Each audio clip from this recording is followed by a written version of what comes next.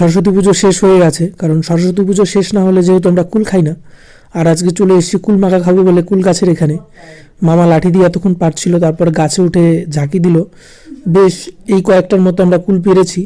তারপর বাড়িতে নিয়ে যাব কুলগুলো, তারপরে মেখে খাবো।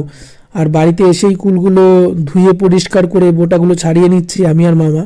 আর পাশে ভাই বসে রয়েছে। আর শিলনোড়ার মধ্যে কুলগুলোকে থেতু করতে হবে, আর এদিকে শিলনোড়ার মধ্যে কুলগুলোকে থেতু করে নিচ্ছি আমি আর ভাই। থেতু করা হয়ে গেলে পরে ধনে পাতা লঙ্কা সব কিছু বেটে লবণ দিয়ে মেখে নিচ্ছি।